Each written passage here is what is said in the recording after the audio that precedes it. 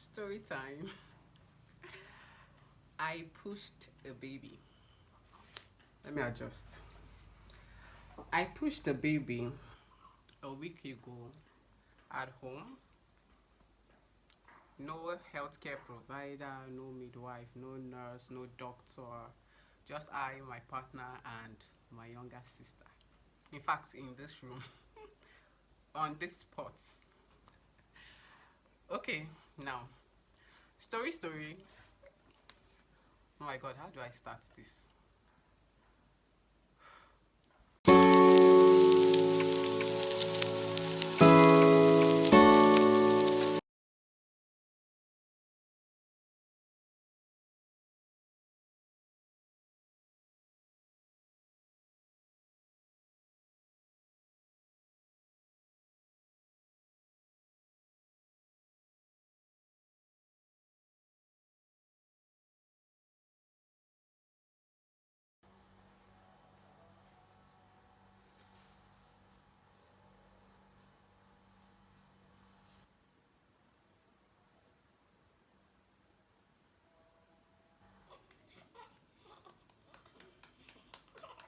Dear customer, the MTN number you have dialed is not reachable at the moment.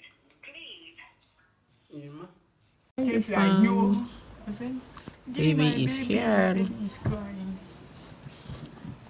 I had a baby 6 a.m. this morning. I try to tell my YouTube people. Can I live you? No. I pre-record. What something they do live? They do. Wow. Just had a baby. Just had a baby. 6 a.m. this morning. I'm excited.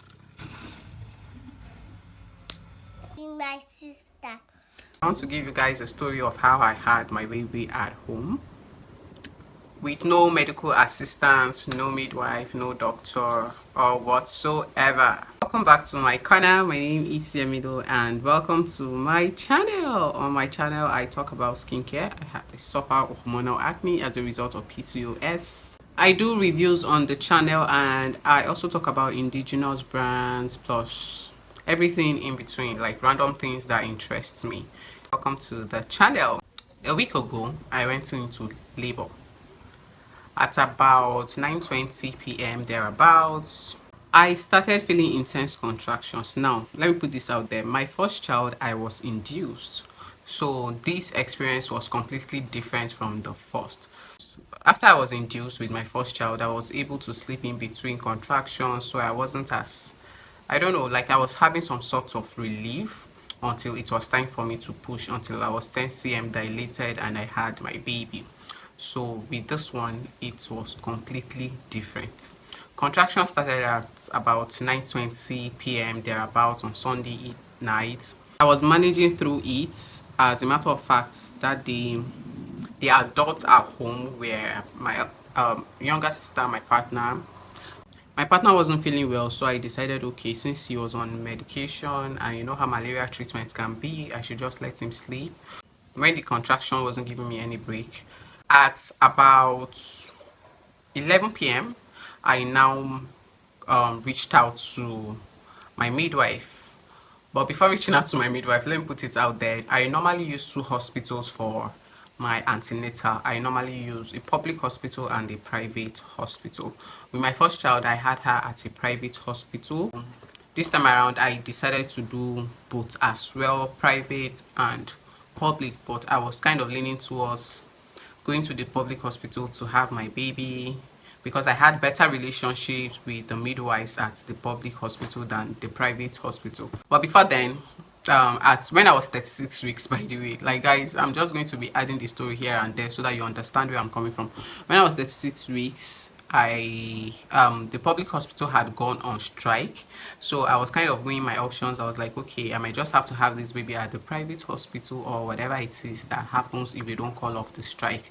So when I was talking to my midwife who works at the public hospital, she was like, the strike is kind of indefinite, so it depends on me. I can go to the private hospital, it's no problem, or whatever it is I and my partner decide. So I was kind of now telling my partner that how about we just do like a home delivery, and he was like, no, no, no, no, no.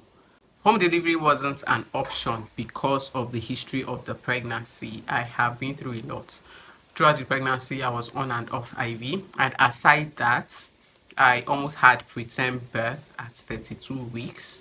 Like, it was a scary experience. So you understand why home birth was not even an option for me at all. We decided to stick to the private hospital. On that Sunday when labor started, I was like, okay, labor has started. By the way, the contraction wasn't as bad as the first time. I think I can manage through the night. Then in the morning, I'll just pack my bags and I'll go to the hospital. At around 11 p.m. ish, I now spoke to my midwife and I was like, I'm having contractions. So, and she said, how bad is it? I said, I think I can manage till morning. Sorry about the noise, guys. I live by the road, so you'll be hearing a little bit of noise here and there because of vehicles and people passing. Said I can manage through the night. She said okay, and I was also timing my contraction from this app I've been using throughout the pregnancy. It has this contraction timer. The contraction continued through the night. Like, guys, you needed to see me that day. I was looking for work to do. There was no work to do. I washed plates that night. I rearranged my kitchen that night. I rearranged this wardrobe that night. I was doing a lot of things at the same time, and just to distract myself. Unlike my first, I could sleep in between, but this one, it wasn't letting me sleep. I tried, I did all I could to sleep. Guys, all those videos we used to post on YouTube, you know, tips and tricks to how to manage labor and delivery pain, I did all of them. Like, no one was working. I was on my knees, I was standing, I was squatting, no one was working. However, I do think that because of how active I was throughout the night, it kind of helped me with dilating faster and helped me give birth how I did. Around 5:05 a.m. to be precise, because I picked my phone that time. I was kind of going through my phone. I forgotten what I was doing on my phone, and then I noticed my water broke. Immediately my water broke. I was trying to like call my midwife to tell her my water broke, and next thing I know, labor became intense. Like, I was already feeling labor throughout the entire night, but this time around, everything went from 70 to 200. Like, it became very, very intense. I lost total control of myself. I wasn't screaming, by the way, funny enough, because I don't know how to scream if I'm in pain. If I'm in pain, I do not know how to shout. I don't know how to express myself when I'm in pain. You only see it from my body language that something is going on with me. So I stood up and I went to my bedroom because I was in this room throughout the night and mostly in the living room. So I stood up, I went to my bedroom, and my partner was having his bath and getting ready for work, and I asked him if he was using hot water. He said yes. I said he should pour some on me. He poured hot water on me, and I said I wanted more, so he quickly rushed. Like I said, because I was looking for work to do the previous night, I boiled buckets of water.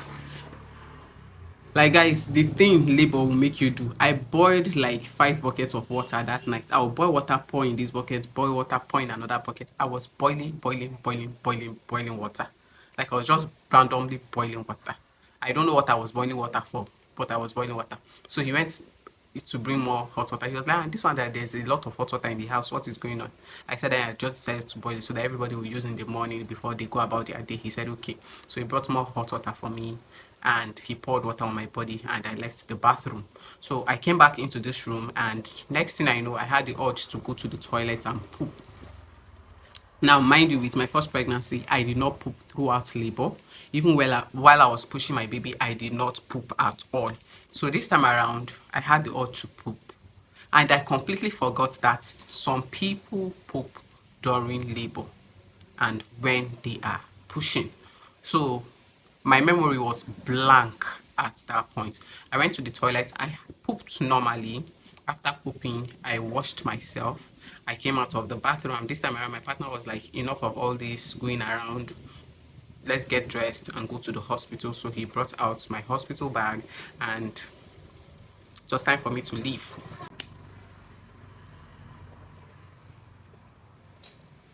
Baby is cooing. So it was time for us to leave. Like, he brought out my hospital bag and he went to get me a dress to wear. And when he came back into this room, I was like, we can't leave anymore. He said, why? I said, because baby's head is already out. Hey, you need to see both my sister and my partner's face. Come and see. Like, what do you mean baby's head is out? I said, like, see, baby's head is already out. Everybody was scared. And I was like, calm down. He was not hearing calm down. I said, calm down. There's nothing to worry. And I picked my phone and I called the midwife. I said, baby's head is out. And she started shouting. She said, this woman, you will not kill me. What is wrong? Like, you did not tell me. Like, because I was so confused. It was completely different experiences for me.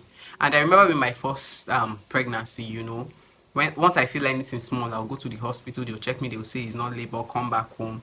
I didn't want to experience all that choking of hand and checking again. So I was like, this time around, I will only go to the hospital when I am fully, like when I'm in active labor. I will not go to the hospital and have them start putting their hands inside me over and over and over again. Like, I hate that experience. I don't like that experience. So while I was sitting down waiting for the nurse to come, I felt another contraction. That's the second contraction after baby's head came out. It was literally like a minute apart, a bit 2 minutes apart, and I had another intense urge to push, and I literally just pushed out the baby. And my partner caught the baby. He was so scared. And he was so scared. I was literally the calm one among the three of us. My sister was also scared. Like, it was such a scary experience for her because she has never experienced anything like this before. My partner has also never experienced anything like this before. With my first child, he wanted to come into the labor room with me, but Nigerian hospitals, he was asked to wait outside, so he couldn't go inside into the labor room with me. Even if I was the only one in the labor room, he was not allowed to. So this time around, everything was completely new to him. Like, he has never seen anything like this before. So he caught the baby and I collected the baby and placed her on my chest, and I tapped her a little and she cried, which is a good thing. We waited for the midwife to come. She came around, like, she was so surprised. Immediately she came around, she had to, you know, um, bring out the placenta. She asked me to cough. I coughed. She brought out the placenta, and then she cut the umbilical cord and, you know, kind of cleaned the baby up quickly. And then she came back to attend to me. She cleaned me up and checked for tears, and there was a tear, but it was minor, very minor. Compared to her, she was 3.4 kg. My first child was 3.6 kg, and this my second child, I gave birth to her at 3.4 kg. So yeah, that was literally what happened. Like, the whole labor and delivery experience was as flawless as. For someone who has been through it twice, I'll pick the second experience over the first one, because the first one I was in labor for literally 5 days, and then at the end of the day I ended up being induced, and I went through all that process, all that days of pain. But this time around, my labor literally lasted for 9 hours, which is, okay. 9 hours, like labor and delivery, everything lasted for 9 hours. So yeah, that is my positive home birth story. That was what happened, and that was how I had my baby at home in the comfort of my house.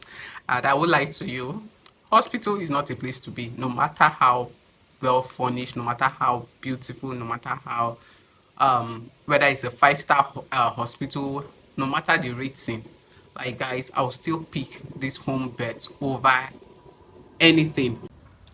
I had enough room to walk around in the house. Like, I was so comfortable to do whatever I wanted to do. I had my bath like 3 times that night with warm water. Like, it was just comfortable for me. I could go to the living room, kneel down, sit down, lie down, whatever it is I needed to do. Like, there was no pressure. Even if don't try it, don't do this at home. I'm not advising anybody to take this risk, because that was a huge risk. Number one, I didn't know how far, like, I didn't know how intense my contractions were. Like I said, I was induced with the first one, so I didn't know what to expect if labor came naturally. So my case is different. Don't try it at home. If you are pregnant and you feel the slightest bit of pain, go to the hospital. Whether it's contraction or not, whether it's labor or not, just go to the hospital. Don't do what I did. However, in my case, I was just like, because of my first experience, I was just like, I have to be in active labor before I go to the hospital, which is why even when I was in active labor, I did not know I was already in active labor. Even when the contraction was not relieving me, I still did not know I was in active labor until I had my baby at home. I'm grateful that everything ended that way. I'm happy that baby is fine. I am fine because we took baby for immunization that very day. For her to go and take her BCG, which is the first vaccine that babies take. And they checked baby, they checked for her hearing, they checked her sight, they checked her tongue to see if she had this tongue tie, and everything came out fine. Baby's fine, baby's okay. And that is the story of my positive home delivery. So all those clips I inserted was for you guys to see how the process was. Like, that is not everything, of course, I won't show you everything, but that is just to give you a glimpse of what everything was like and how it happened. So yeah, I am officially 1 week postpartum, and I think I'll do another story time to tell you guys how I have been able to recover postpartum, because trust me, this baby is not giving me any stress, unlike my first child showed me shiggy. She wasn't sleeping at night, so it was hard for me to do anything aside look after her. But this baby is so peaceful, and I hope it continues like this, so because she only wakes up like twice at night to eat, and we change her diaper, and then she goes back to sleep, and I'm able to sleep, I'm able to rest. So yeah, and I'm also doing exclusive, plus I'm doing exclusive breastfeeding, so she's not taking anything else aside breast. And it's not easy, even if I'm here wearing makeup, it's not easy. But it's not bad either. It's not bad, and I thank God for everything. And yeah, it feels good to be a mom of two. A mom of two girls. It feels really, really good. Something else I love about this second pregnancy experience is that this baby gave me some fats. And I've been trying to gain weight for as long as I can remember.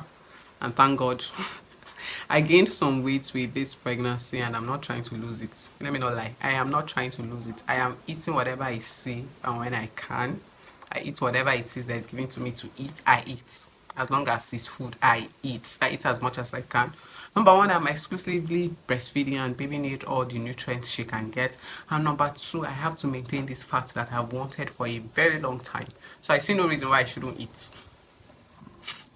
So yeah, we have come to the end of this video. If today is your first time coming across my channel, don't forget to subscribe, hit the like button, drop a comment, and I'll see you in another video. Until then, bye.